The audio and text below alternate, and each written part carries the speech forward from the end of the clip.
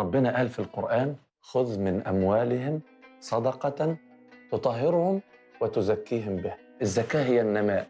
الزكاة بتعمل لك حاجتين مهمين جدا. الطهارة، بتطهر إيه الزكاة؟